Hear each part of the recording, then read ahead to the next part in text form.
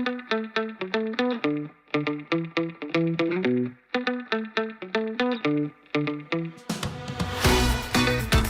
back, Jay. Harden! Bullseye! Sixers looking very focused in the second half. Maxey looking for more. He's got it! Daniel House, little up and under on the lob, and then flies in with the emphatic one-hand jam. Niang looking for more from outside. Bang, bang, George Niang! Joel, the process heavy.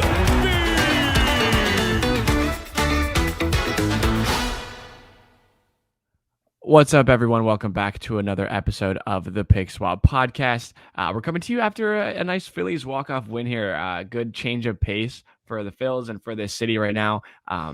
Sean's got the Phillies shirt on there. Ride with Philly Rob. Sean, how you doing, man? Yeah, can't complain. I have kind of shifted into focus for the Phillies, I guess, a little bit. NBA basketball's still been good. We got a night without NBA basketball, so kind of I don't know what to do with myself a little bit. It's a little weird there, but overall, I can't complain. Life is pretty good. Yeah, man. I'm going to be watching the Survivor finale tonight. So any of the crossover fans out there, I'll be watching with you guys. But yeah, it's kind of a nice change of pace to get into an early regular season portion of a sport rather than deal with the heartbreaking playoff ending of other sports. So we'll talk about a couple of things today. We'll definitely cover the remaining playoffs. We'll talk specifically Eastern Conference as the Western Conference has been wrapped up. We'll talk about the coaching search that's ongoing, and we'll touch on the intricate James Harden situation that lies ahead of us here. So tell me about this Eastern Conference playoffs. Heat are up 3-1. I think maybe I shouldn't have been surprised, but I definitely am. What are your just thoughts, in general after 4 games? Yeah, I was very wrong about this Miami Heat team. I can't believe that they had this in the tank. I mean, this is probably the clearest evidence ever of the difference in regular season and playoff basketball of this Miami Heat team just flipping the switch. And I gave them basically no chance against the Bucks. I think I picked them to get swept in that series. That was clearly proven wrong. Pretty much that was where Jimmy Butler burst onto the playoff scene. The Knicks, I wasn't super surprised they won that one just because I thought the Knicks were way worse than the Bucks. But I also thought they were going to have some real trouble with this Celtics team. And through the first 4 games of this series, that has not proven to be the case. We finally saw some signs of life from the Celtics, winning last night to push it to 3-1. Series heading back to Boston for Game 5. So I guess they give themselves a puncher's chance. I've heard way more people talking about a potential comeback than I think is even possibly the case. I've been surprised by that. But yeah, this Heat team, they just keep proving people wrong. Jimmy Butler is the man. They got a system that works. And to swing it back to you, I just want to ask James, does it make you feel better or worse to see the Celtics kind of playing like this? I don't know, honestly. I'm rooting against them, that's for sure. I think it's just easier on my head and heart to root for the Heat at this point, and it's been kind of fun seeing them collapse in the way that they have been. It definitely makes you look back and think damn, they're super beatable. Clearly, another team that's way less talented on paper. The Celtics on paper are by far the best team. Were by far, I think, the best team top to bottom, 1 through 8, 1 through 9, by far the best team in the Eastern Conference. So to see them, they kind of struggled against the Hawks. They struggled mightily against the Sixers. They found a way to win. And now they're down 3-1 to the Heat, who are really, when you're looking at it, are a bunch of 7 through 9 guy on the rotation kind of players, with Jimmy Butler and Bam Adebayo kind of leading everything there. But I don't know if I'd say it's easier or harder either way. I think I have gotten to a point though where I'm kind of just forgetting about the Sixers altogether and just really enjoying the basketball that's being played. I think that the fact that not only are we watching 2 of the Sixers' biggest rivals in the Eastern Conference Finals, we saw Nikola Jokic absolutely dominate in the Western Conference Finals and do some things that a lot of people haven't seen before. And I think it's important that he got his flowers and he showed some love back to Joel and everything. So it's been really fun to watch. These playoffs have been entertaining, although this past series has been kind of one-sided both ways. But yeah, I don't necessarily love getting to the Eastern Conference Finals every year and having to pick between Miami or Boston. Yeah, it definitely sucks. And for me, it makes it feel worse watching this play out just because we see how clearly vulnerable the Celtics team is. Half the time, it doesn't look like they like each other or there's just very much a disconnect somewhere within that team. I don't know if it's a mix of personalities, what the deal is. I think they need a true point guard more than anything. That's the on-court fix. But yeah, I think there's going to be a interesting offseason for the Celtics. I give them no chance of winning 3 straight games against the Jimmy Butler-led team. I just can't see a world where that happens. So I do think that the Heat will move on to the NBA Finals. And yeah, as you mentioned, the Western Conference, we've talked a lot about Nikola Jokic, and shout out to him for, I guess, proving everyone wrong. I was definitely skeptical of this translating to the postseason, and he's playing some of the highest level basketball that I've ever seen. It's unreal, his processing of the game and the way he's reading things. And give him credit. Give Jamal Murray a ton of credit too, because I think he flies under the radar a little bit and all this. He's legitimately like an elite guard in the NBA, and a guy that is the closer of that team, can catch fire and change a game. And it's fun to see him playing his best basketball again, because we haven't really seen it since the bubble. He's gone through some stuff, the knee injury, everything else. So shout out Jamal Murray for showing up. And this Nuggets team has become way more likable than I expected. Yeah, definitely. I mean, they play pure basketball, man. Like, I think it's really interesting to see how they've been able to. Mike Malone has done a great job, Yeah, and for sure. they run an offense that is unique to anything I think the NBA has really seen. When you have a center that can facilitate and play make from. I saw a graph the other day that showed the assists in the playoffs from the Nuggets have come from like the free throw line, like center of the free throw line, because he just gets the ball there and they run and cut and back screen and back cut and do all these different things. And they have guys that balance each other. Like Gordon is such a good, strong slasher, can play in the dunker, can catch lobs. You got 2-3 dynamic shooters on the court at any period of time.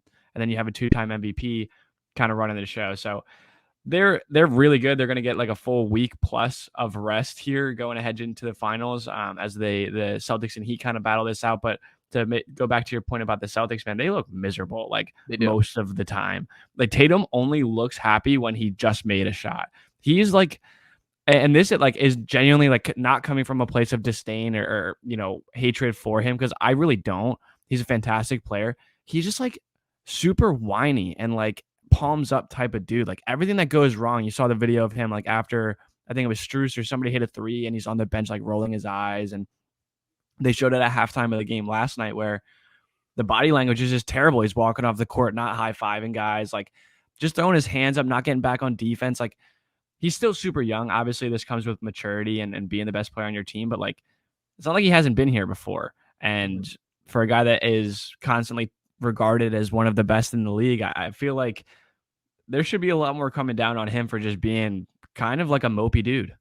Yeah, and I think that's across the board on this Celtics team. We've seen a lot of the whining to officials, the complaining after the play, and that's been the difference in games, to be honest. Is the Heat team is the polar opposite of they're just locked in, just focused on the grind, just doing their thing. And there was a play that I saw flying around Twitter where it was Jaylen Brown attacked the basket, got stripped going up, and is just going and complaining to the refs while the Heat are like launching the other way and literally made like 2 hustle plays to set up an open 3-pointer and hit it. And it's just like, that's the difference in the series. And it kind of has been. So yeah, I don't know I can't put my finger on exactly what the issue is within the Celtics. There's some sort of personality thing or mix of guys that isn't quite working, but it makes it worse to me that the Sixers could not find that out. So I guess we can shift a little bit back into the Sixers world, and still in the midst of a head coaching search. I'll say this is a very different just process of the head coaching search than I've really ever seen. For starters, just because of the amount of desirable jobs that are out there. When you talk about the Milwaukee Bucks, who just recently won a championship, have an MVP on roster in Giannis, have a competitive roster, a big 3 with the Drew Holiday, Chris Middleton, I believe is a free agent or has some sort of contract thing. So not Brook Lopez. And Brook Lopez. Yeah, great point. Who's awesome. But sometimes looks like the best player in the world, Brook Lopez. But that they got Phoenix with Kevin Durant and Devin Booker. So there's some appealing places. Even the Boston job, I don't think is 100% a lock, and I think there's a chance that will be looked at based on. I think the win last night was huge. I think if they got swept, that would have been way more likely that Missoula got fired. And I've honestly turned heel to the point where I feel a little bad for Missoula that he got thrown in a very difficult spot with such a short term, but.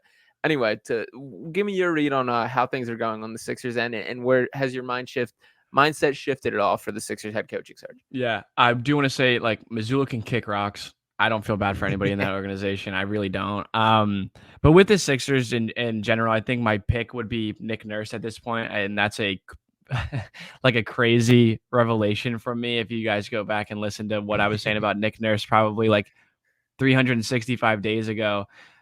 You would have never thought that was my pick. I just think tactically, if you're thinking about attention to detail and changing the things that, really matter, Nick Nurse is the type of dude that I think would come in and change that type of philosophy. and different things. There's just a lot of question marks around this team right now. And a lot, so I think around the a lot of the other positions that you talked about as well, like Phoenix, DeAndre Ayton clearly is an issue there. You don't really know what you're going to get from him or what he wants to give to that organization. Chris Paul is like, he goes regardless, but he's very old and he makes a ton of money. You're basically handcuffed to him. And like, obviously, KD is incredible, but has been consistently hurt for the last couple of seasons. And you have a roster that's really depleted because of the trade that you made to go get him. Milwaukee seems like probably the best situation just in general. But like you said, like Chris Middleton's a restricted free agent. Brook Lopez is a free agent. They got some guys that are coming off the books. And, there's just a lot of different things that are going to continue to happen throughout this offseason. But I think it's important for the Sixers to move fast. I know that they interviewed Frank Vogel either today or yesterday. I don't know when it was. Local guy from Wildwood or whatever. I don't know that that's a guy that I necessarily want running this team. It just seems like he's going to be very vanilla and plain. But I don't know. I think it's good that they're doing an extensive search, that they're really like taking their time with it. But I think it is crucial for them to be active and quick with the decision that they make, because there are so many other teams that are looking for coaches. Yeah, and I've never heard someone say they're like from Wildwood like that, which is cool. I know, right? Like Wildwood, like yeah, you go to Wildwood, like yeah, that's like I go there often, but yeah, being from Wildwood, I feel like I don't know, kind of weird, but good yeah. for Frank Vogel. I think I'm a little bit higher on him than you are. I think he is a good coach. I think what everybody wants from the Sixers perspective is like the anti Doc Rivers, like the tactician, the X's and O's. That's not really Frank Vogel. There are things I like about him. Like he's very good at like taking all the blame, not letting his players get it. He's a defensive minded coach. He had that Pacers team that I think his Pacers team, even though they didn't win a championship like he did with the Lakers, I think his job coaching the Pacers back in like the prime Paul George, the Roy Hibbert, that kind of squad, that was his most impressive coaching job. He has ties, was an assistant coach with the Sixers. I don't think it was as much of like a nothing interview as I think some people are making it out to be. I do think he's a legitimate candidate. I guess my fear with the Sixers, I totally agree. I think Nick Nurse is the best choice, but I think that's pretty much universal across the NBA is regarded as that. So he can have his pick of where he wants to go. If the Sixers are dragging their feet and don't really want to make a move so quickly, or they want to do their due diligence, he's going to get swiped up by someone. So I do think that's what's going to happen. I think he probably ends up in Milwaukee and is going to do some very cool things with that roster for sure. I do think he's a great coach. I think a lot of the whininess and things we complain about Nick Nurse, we would like having on our side. Yeah. That's kind of the vibe I get about him. But yeah, Nick Nurse is still my 1A. And another thing I wanted to bring up about the coaching search is I get like there's a nice class of coaches available right now, but I kind of want more like outside the box thinking. Like I want them to be interviewing some random guys of like whether it's coming from college or coming from the G League or an assistant coach that hasn't got a chance. It feels like they're just digging out of the same pot. And I kind of like, you can stumble across some real gems if that is the case. So I would like some more innovation on the coaching search. Yeah, I agree with you, and I've seen some people kind of make that point as well. I saw somebody mention an assistant from Miami and some different things like that, maybe pulling, one of the pieces from a team like Miami that has, a lot of the things that the Sixers lack, which is hard and accountability and all the different things that come there. So I don't know. It's tough because you're in the situation where you can't really take a risk like that. Like, what if a guy comes in and he is Joe Mazzulla and he just has no clue what he's doing and he's constantly getting out coached? Like, obviously, you kind of just did that with a guy who's a veteran and has been around the league for 50 years in Doc Rivers. But you have to. I feel like at this point with the Sixers, they're probably going to go with a guy that is in a position that has been there before, has coached in the playoffs. Morey said it's not a litmus test, but it definitely is something they consider is playoff success and recent playoff success. So when you think about the guys that they're talking about, Nick Nurse won a championship not too long ago. Frank Vogel won the championship in the bubble, and Monty Williams has been to the finals. I think I'm very much out on him as much as I do like Monty as a guy. I just think a lot of the problems that we have seen were paralleled by the Suns over the last couple of years, although they did make it to the playoff or the finals. But I don't know. I think it's good that, like I said, I think it's good they're taking their time. They definitely have some sort of time limit or restraint of some degree with these guys. I really do feel like like they want Nick Nurse. I feel like I want Nick Nurse just because of, a lot of the things that he brings to the table. So I don't know, man. It's going to be one of those things. People are going to write their articles and we're going to do our podcast about it, but we won't really know the nuts and bolts of who comes in until the season starts. And this roster may look a lot different by the start of the season. So really, it's hard to tell.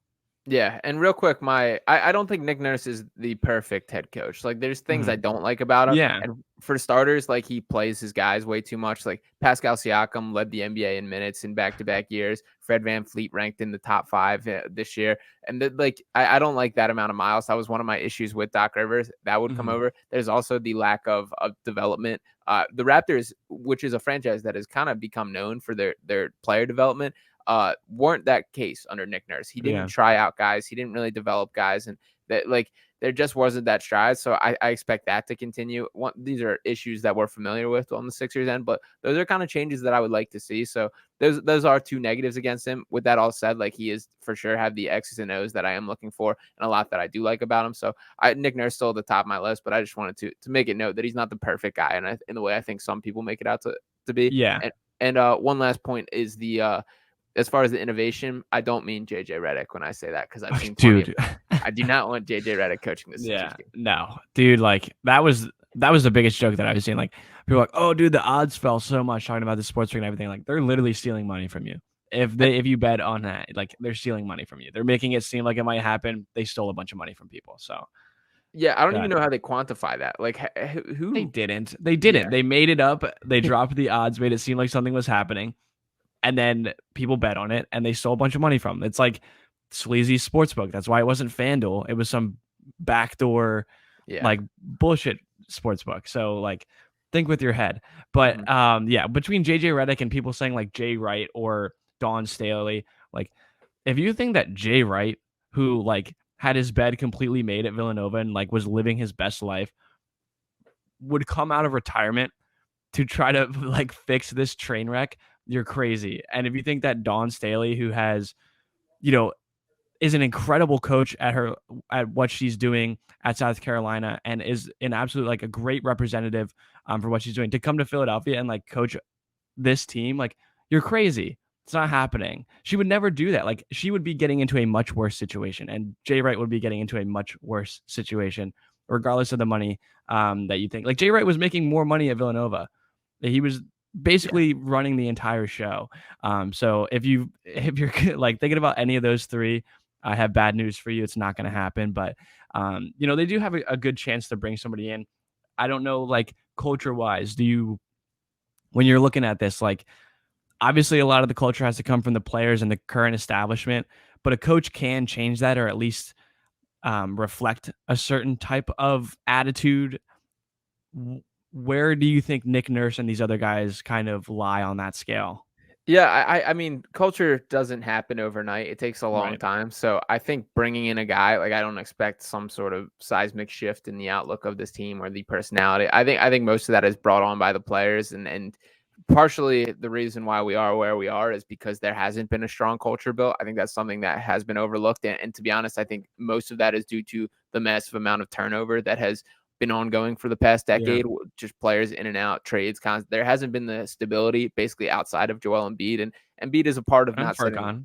And Furkan, Shake Milton maybe, but I guess that's my main point is I don't expect anything drastic from that standpoint, but I also think culture, or at least a team personality, can be built within a year. Like each team has its own little vibe, its own little personality, and I expect that next year. And I guess to swing it over, one of the guys that will or will not play a huge part of it is James Harden, who has been here for the past year and a half, has had flashes where he's absolutely been the best co-star the Sixers have ever had, arguably the best playoff minutes that we've seen, or playoff games that we've seen from a Sixer since AI. So what's your mindset on Harden? Do you buy into the Houston rumors? It feels like more and more signs are pointing toward that. For me, I just can't wrap my mind around it. So what are you thinking about Harden? Yeah, I think a lot of it's just smoke. I really like, again, unless James Harden has genuinely been lying to us with like bold-faced lying to all of us about everything that he said over the last 3 seasons, where I want to win. He left Houston because he was like, this roster is not good enough to win. He forced his way out of there. He forced his way out of Brooklyn. And, not saying that he won't go. Like, I think that there is a slim chance that he does. And I think that a lot of people might be embellishing on the rumors that they're hearing or different things. And, you've heard it from a group of different people, whether it's Pat Bev today or Jalen Green talked about it on Pauly George's podcast, and Woj has mentioned it a bunch of times and all this stuff. So there's definitely validity to the rumors. I don't see it happening. The way that I look at it is it's been posturing this entire time. He obviously took a big pay cut this season, or a marginal pay cut, however you want to look at it. But he's in a position where this is probably the last large contract of his career. He's getting up there in age. He wants to have the security of a longer term deal. He can make the most money with the Sixers has he signed here. It just doesn't make sense to me. Him and Embiid have had a fantastic on-court and seemingly off-court relationship as well. They seem to get along. He went out of his way to get guys like PJ Tucker and Daniel House contracts with this team. Like, to me, it just doesn't make that much sense. And I know we talked about the Windhorst response to everything today, saying it's basically just smoke to try to get the full 4-year max from the Sixers. A lot of people are going to look at that, cockeyed and not want to pay him. It's kind of the situation you're in. You're kind of married to him right now. There's not a lot of other ways out. So I don't know what they do. I've been mulling over this for a while, and it's not going to change. Like, this is not going to happen until the beginning of July. So strap in. But it's definitely something that's kind of the biggest cloud hanging over the Sixers right now, I would say, is the future of James Harden and, where he will be next year. Yeah, absolutely. And a couple points on this. First off, the Sixers better cash in some sort of reward for a tampering fine, or the Rockets have to be stripped of something. Because, I mean, if we're coughing up draft picks for PJ Tucker and Daniel House, and we've literally heard about James Harden going to Houston since Christmas, there better be some sort of punishment here, because this is unbelievable if he actually goes to Houston. Second off, like, the Sixers are in a tough spot here, as you kind of acknowledged here. The biggest thing that I think needs to be kept in mind for salary cap reasons is the Sixers have basically no money to work with. They're allowed to overpay and pay Harden basically whatever they want for contract wise, because you're keeping your own player. You're re-signing a guy. So with the bird rights and with the rules that go into it, is you can go over because of that. If he walks, it doesn't like free up money in a way that they can just go out. And there's also the fact of the matter that there's just not that much out there this year. Like, Kyrie Irving's the only other guy in like the James Harden tier of available players. They don't have the money to sign him either. And that's a whole other. He's not coming here. Like, I really don't see Kyrie like willingly coming to Philadelphia. Yeah, I see no realistic route of it happening. Like, they can't sign him outright. I don't see a sign and trade, like a sign and trade with the Mavericks, like Luka and James Harden sharing the court. Like, they're gonna be raking up shot clock violations if anything on that team. So I don't see any way of that happening. And then as far as the difference in money, it really is not that much between a max in Houston and a max with the Sixers, because of the tax reasons. Texas super generous with that. If he is money oriented, like, it's not to the point. It's within 5 million, like the difference in it, or maybe 10 million. I think it's 201 and 210 or something like that. Yeah. It's very close. But yeah, so I don't think there's anything there. I guess where I keep arriving back on this is, it doesn't make any sense to me for the Rockets to want James Harden. I get he's a legend there. I get boosting ticket sales, all these things, but it just feels like they're skipping steps in their rebuild, and they're going to cost themselves in the long run. And especially with the Pat Bev podcast, shout out, Patrick Beverley mentioned that he may be going back too. And the way the question was asked, it kind of got brushed over, but it sounded like both him and James Harden coming back. Like, what are you doing? Like, then when are you getting minutes for Jalen Green and the guys that you're trying to develop? And to me, it makes way more sense for Patrick Beverley to be the guy than James Harden, because at least Pat Bev is like the culture setting, like does the little things, like teaches the right things, how to play. And he's not a guy that's going to command the ball a ton, need his shots. Like, that is a veteran addition that to me makes sense. James Harden is not that guy. Like, he's the guy who likes to have his fun, does his off-court things, needs the ball in his hand 24/7. As far as I do think there's value in bringing in a veteran to a young team and establishing that and that kind of thing. I think James Harden's very far from the model of guy that you should be looking for that. So that's kind of my thoughts on it. And I get like every like reporter and all these reports are pointing to there being legitimacy that is set in stone, from the Keith Pompey article to all the NBA Central quotes and everything in between. It just doesn't make sense to me. And I just can't see James Harden going to Houston. Yeah, I agree with you. I've been saying it since the start. Like, I remember hearing the reports on Christmas Day. of everything, and it just seemed weird, kind of this entire time, and I don't know, maybe he does. The thing is, it's like the ball is completely in his court. He's like, he said he's going to opt out. He doesn't have the chance to quite do that yet, but he will. Yeah. And I think people overreacted to that like significantly. That was the plan all along. Yeah. Like we knew that from when he signed the deal last season. That was basically a protection clause had he gotten significantly hurt and missed a good amount of time. But we all knew that he was going to opt out because he was going to renegotiate and come back to the Sixers with it, looking for a deal of some sort for the next foreseeable future. So I don't know. Like you said, it's a weird off season. Essentially, it seems like the only two options are run it back generally with the same group, maybe some new additions, some tweaks here or there with a new coach, or punt the season and Embiid phantom injury. Tyrese Maxey gets his time to shine and be the number one option for a team for a season, and then reevaluate next summer, which seems like it would be a massive mistake in my eyes with, a guy like Joel Embiid who just you don't know how many years left he has of the caliber play that he's, been on for the last couple of seasons. And you're really just not in a position, for a team that is contending year over year to just bottom out and go that way. But they don't have a lot of picks to move. They don't have a lot of money, and they don't have a lot of tradable assets. There's going to be a change in, I'm assuming Tobias Harris is gone, right? And there's a couple of guys around the edges that may or may not come back, that may or may not be pieces in a trade. But essentially, you're looking at the same group.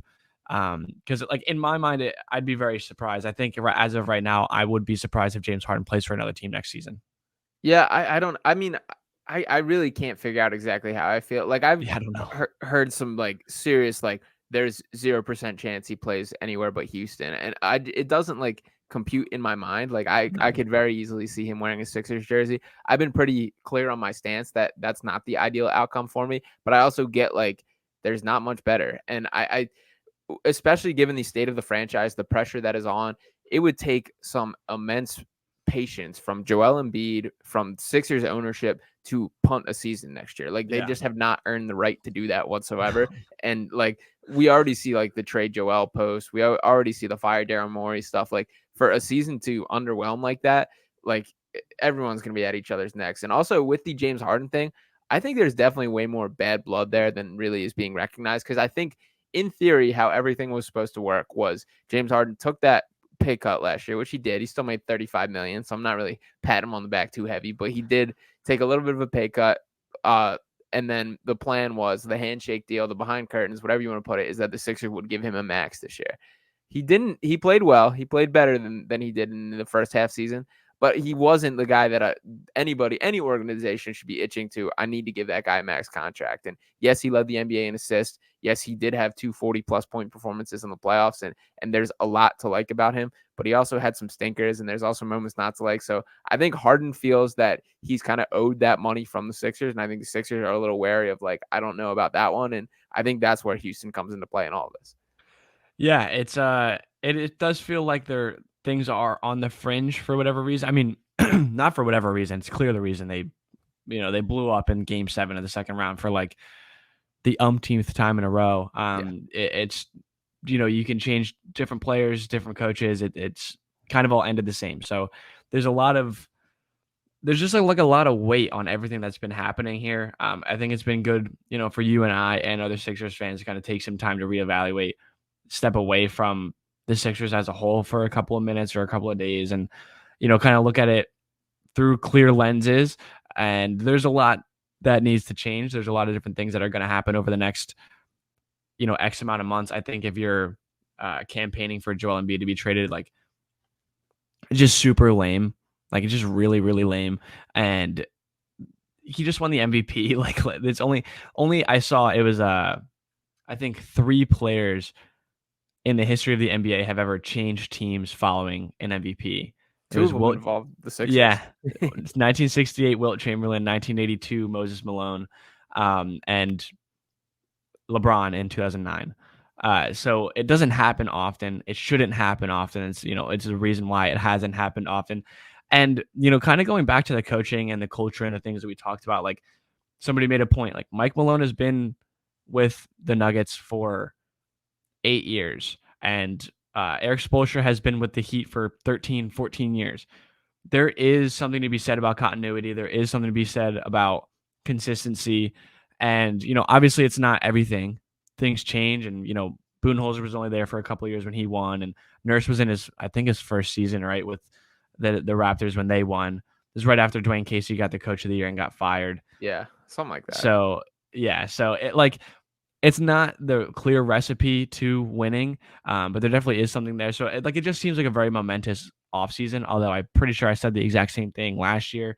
So there are a lot of things at hand here. But again, the relationship between Embiid and Harden and Daryl Morey, Harden and PJ Tucker, and the different guys around this organization, I would be genuinely very surprised if he ends up anywhere else. And if you're a Sixers fan that is not looking forward to that, I think it's better probably to just digest it now and deal with whatever would come afterwards than expect him to be somewhere else and then be disappointed on the 1st of July when he re-signs here for 4 more years.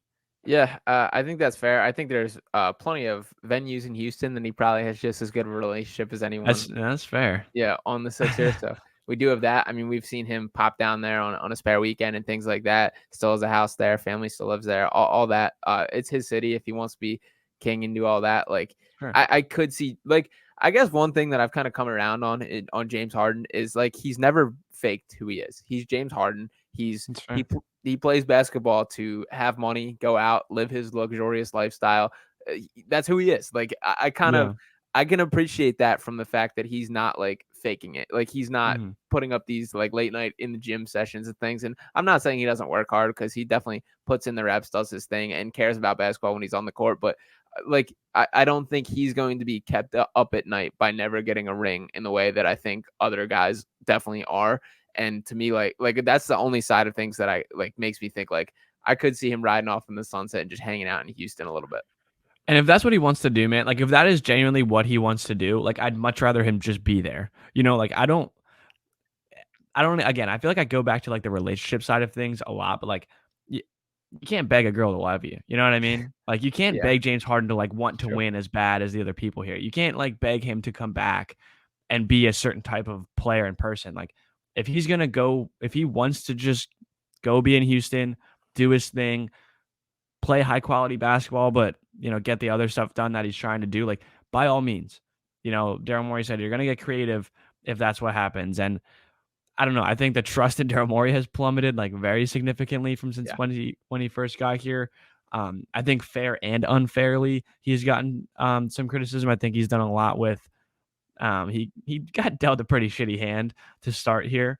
Just the situations that have unfolded since arriving here, but there's definitely a lot of misses and a lot of things that he could have done better. And I think it starts with coaching. So I think this decision that he makes will be incredible. Let me ask you, because I was curious to hear your thoughts on this. Do you actually think that Embiid and Harden are not part of coaching decisions? If Harden's plan is to be here next year, and obviously Embiid's plan is to be here next year, do you think they actually don't have any say in the coaching search or coaching decision? I hope Joel Embiid does. I hope James Harden doesn't. I think Joel Embiid absolutely has earned that right. We talked a lot about it on the last episode of how I didn't like the optics of Joel not liking Doc being fired and James Harden pushing for it, and the end result was Doc Rivers being fired, which was the right decision. And he had to be fired for sure. I just didn't like the optics of how it went down. Yeah. Joel Embiid deserves to sit in on those meetings at this point. And that's just kind of how superstars in the NBA works at this point, is you're superstar player, and Joel Embiid should hold that weight. He's the MVP of the league. And I get it was a poor playoffs. There's plenty to be down on about Joel, but he still is the guy that should be in that room. So I appreciate Daryl saying that publicly. I really do hope that's not the case privately, or I hope there's at least the courtesy, what do you think of this guy? It doesn't have to be Joel handpicking the coach by any means, but there should at least be some communication there. Yeah, I think so as well. I do think it's a tough line to draw. If Harden is going to be here for 4 years on a max contract, you kind of have to work around that as well. So it's definitely tough that the indecision between Harden and the Sixers makes it hard for him to be included in those conversations as well. I also don't fully buy into the fact that Harden was Doc needs to go. I feel we'd be much more secure in the fact that he was coming back if that was the case. I think that was overblown. I do think there was probably some sort of like, I don't really like this guy. And to be completely fair, like that flipped the script on people. And for whatever reason, people turned around and were like, I kind of feel bad for Doc. No, like, no, we're not doing this. We're not doing that. Obviously, we're all pissed off at the way the Sixers ended the season and the way Harden and Embiid played in that game 7. Doc needed to go regardless. I was looking at, saw some box scores. I'm sure you saw it as well. It was a game 5 box score came up. Bro, Furkan Korkmaz started in that game. He played 30 minutes. I had the same reaction. I showed that to my buddy because we were just talking about Furkan the other day. Furkan's still only 25 years old. That's wild. And during his 23-year-old season, he was averaging 10 points per game on like 42% shooting from 3 and started in multiple playoff games. What the hell happened? What the hell happened over the last? Yeah, I don't know. Like, it seems like that's another thing with the new coach, and we can kind of wrap it up here. We've been kind of spiraling in this sense, but they got guys on this roster that can play that did not get a chance, like ever. Regular season, postseason, ever. I want a guy that's going to pull some strings and at least try some shit. You know what I mean? Like, at least be like, you know what? Jaden Springer can play. I know he's young, but the kid can play. Like, Furkan can play. I mean, quote unquote. Mm-hmm. But you know what I'm talking about. I'm hoping for at least like some energy in that sense to move guys around, have the balls to change things up and do different things. So that's what I'm looking for in the most long-winded way of answering that question. That's what I'm looking for in the coach. Yeah, and I was just about to try and find it. I can't remember the guy's name. I can picture his Twitter avatar, but shout out the guy who tweets me about how good Furkan Korkmaz is every single day. He tweets me every single day about how Furkan It's my burner account. Yeah, it might be. It might be. Literally every single Sixers game it was. If they were losing, it was like, if Furkan's in this game, or it was always Furkan's so much better than PJ Tucker, or Furkan all this. And then even when there was other games, I've gotten so many Furkan's better than Austin Reeves, which you should chill out on that one for sure. There's another game on, so I expect that when the NBA resumes tomorrow that I will be seeing him. I'm sorry I forgot your name, but yeah, that I do get tweeted those every single day. I love it. I love that actually. It's I admire that guy. Furkan's got some ride or die fans. There's no doubt about it. Yeah, it's me, man. I'd love to see it. There's a lot of things, like there's a list of things that I want to see next season. It's like championship, like Tyrese Maxey All-Star, Furkan Korkmaz resurgence. Like, it's in like the top 3 or 5. That would just make everything in my life so much better. But I don't know if you have too much else you want to touch on. I know we talked about a good amount today. Mm-hmm. Yeah, no, I think we can wrap it up for today. I got a couple bigger picture things that I want to touch on with Embiid next time, but for now, I think we're kind of waiting, and we're at the mercy of the news breaking of Sixers coaching and James Harden news, and we'll go from there. Absolutely, man. Well, thank you everyone for joining us. Don't forget to follow the socials. Don't forget to follow Sean on his, Pick Swap at ours, and we'll definitely be back with all of the off-season news coming up in the coming weeks.